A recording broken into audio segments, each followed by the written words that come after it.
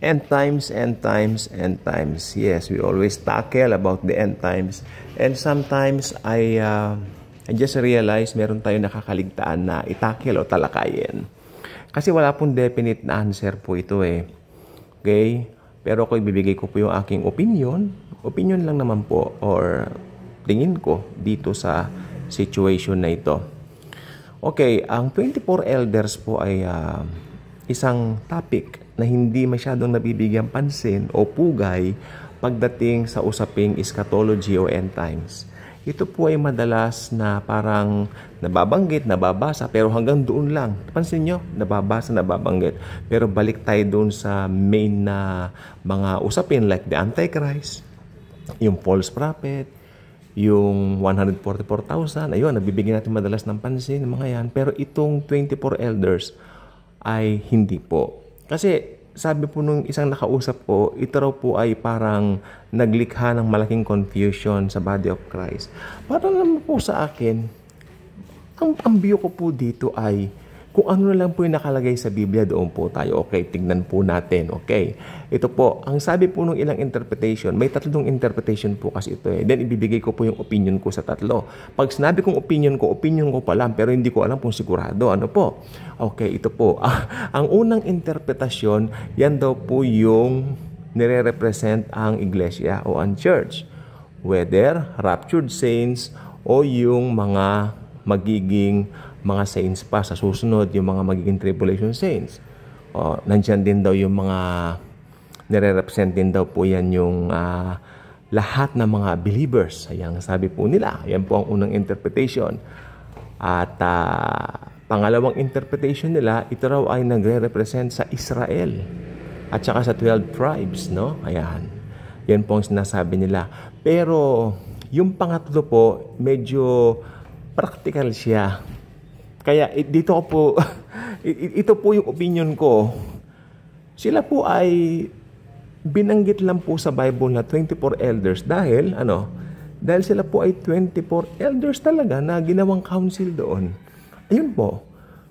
Kasi hindi mo pwedeng i-spiritualize yan eh. Kasi nakalagay naman po talagang may mga nakita siyang 24 elders. Hindi mo pwedeng sabihin na i-spiritualize mo na naman. Parang yung ginawa nila dun sa dalawang saksi, dun sa 2 witnesses. Ini-spiritualize na naman ng iba. Diba? Ito, pag sinabi, 24 elders, nakita. Hindi nakita 24 elders. Ano naman ngayon kung nakita nila? Yun po ang sinabi ng Biblia. Kung 24 elders na matatanda, mga damatan yan na, 24 elders, tapos. Ayun ang opinion ko lang naman po. Nasa inyo po yan kung ano nyo. Pero ito po, wala po itong definite answer. Ang tagal ko na po nag-aaral ng Biblia. Ang tagal ko na pong natanong yung ilang mga... Ito sabihin ko po sa inyo. Isang well-known na pastor na kaibigan namin. Tinanong ko po dito. Pareho kami ng sagot. 24 elders. 24 elders, sabi niya. Ha? Ako po. Ano po? Ako. Hindi ba sabi 24 elders yan? You cannot spiritualize that. Dahil sinabi nga ni John, sabi niya sa akin, 24 elders. Hindi 24 elders. Ayun ang sabi ng Bible. Huwag tayong aalis sa Bible, sabi niya. Tama, hindi ba? Hindi ba? May mga bagay kasi sa Bible na hindi mo na kailangan pang isang bulat o parang kalkaling mabuti. Hindi mo na kailangan pang hukaying mabuti. Kasi ayan na eh. Ngayon, pag ginawa mo yun, ang mangyayari, baka naman lumihis. O magkaroon ng ibang meaning. Tulad yan. O, yan daw ay Israel. Kaya naman ng iba. O, tabi naman ng iba naman. Yan daw mga believers. I really don't think so. 24 elders. Tama yung, yung kaibigan ko na medyo well-known na pastor dahil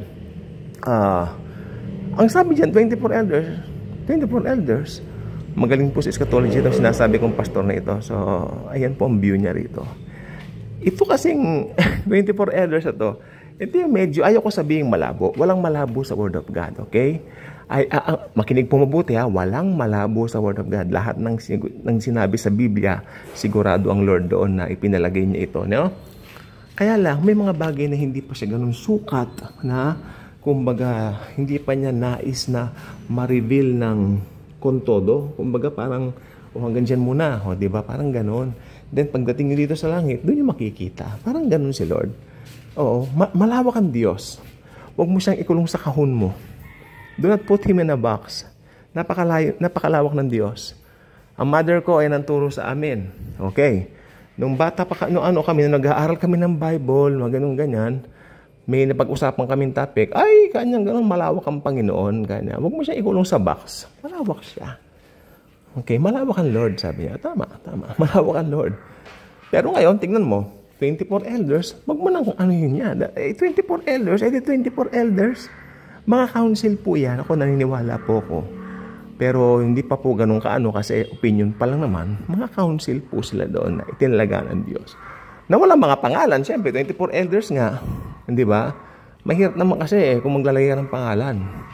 Mag-spiritualize ka naman. Mag-interpret ka na naman. O pagaganahin mo na naman yung napakagaling mong ano. Hindi ba? No, hindi po ganoon. Tama yung pastor na 24 elders, 24 elders. Okay? So, hindi po siya masyadong binigyan diin sa Book of Revelation. Okay? God bless us all.